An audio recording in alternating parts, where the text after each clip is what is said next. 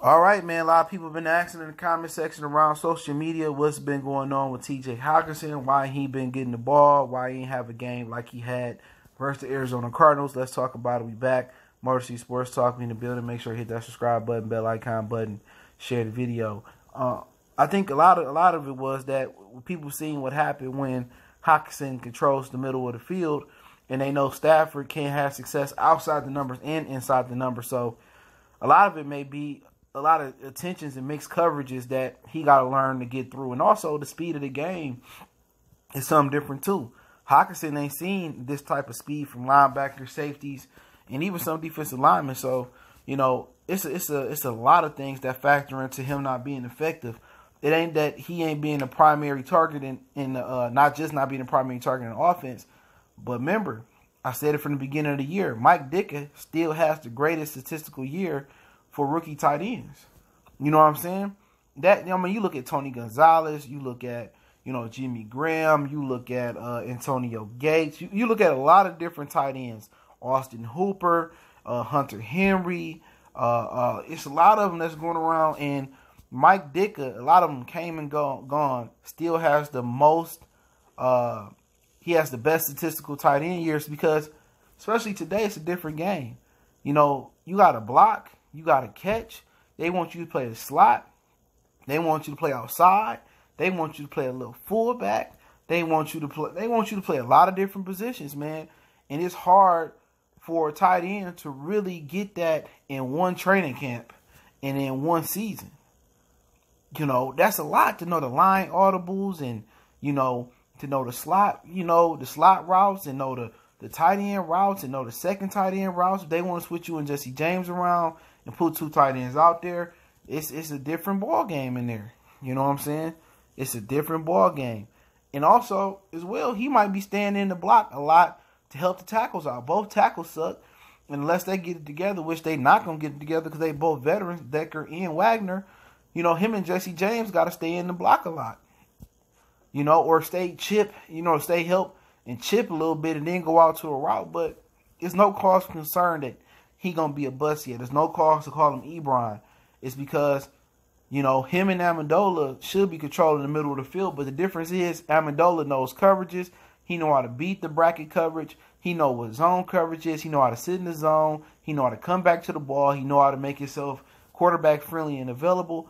Hockenson going to learn a lot of those things. He didn't play an awful lot of football in Iowa neither. Noah Fant was the starter, and Noah Fant is struggling in the NFL as well too. So, it's no big cause for concern. And even if you don't see improvement from him this year, I would expect to see it going into year 2. But it's just playing tight end. It's tough playing running back. It's the same on each level. You just got to get used to the speed, but your vision, your cuts, hitting your holes. And you got routes now. Most running backs catching routes. You got pass blocking responsibility. But other than that, that is what it is. When playing the tight end, you got line audibles. You got, play audibles. You got the run blocking. You got a pass block. You got to know the slot receiver. You might play some fullback. So that's a lot to ask for somebody to come in and make a big difference. But I'm not worried about him at all. I believe he good enough, the way he come in and out his breaks, that they'll figure it out. It's not that Stafford not looking for him. It's not that Derek Bubble is not trying to get him in the game plan. But it's just that I think after that first game, people started to notice. And once Galladay and Amendola and Marvin Jones keep doing their thing, some attention going to get took off of him. But I think a lot of it got to do with him having to stay in the block. You know what I'm saying? I think a lot of it got to do with him chipping and blocking. And I think, once they get better tackles, he ain't got to stay next to the left or the right tackle to stay blocking a lot. But, I do think they should, feature him a little bit more. But I do think you can't really feature the tight end if your tackles can't block. So you having pass protection issues. That means running backs chip, tight ends got to stay in. So, that's just one of the things that you talk about, the tackles effect, If your tackles can't handle their own, then you got to max protect, you got to chip, you got to keep the tight end. So either they only block with 5 and, let them, they rushing 5 and Stafford get the ball off quick, or, you know what I'm saying, or Stafford move his legs and make something happen, but you really don't want to put that onus on Matthew Stafford. So I think, you know, just playing the position is tough. You know what I'm saying? Playing the position of tight end, historically, it's shown you it takes an adjustment period. And I think Hockenson going to be a great Detroit Lion, man.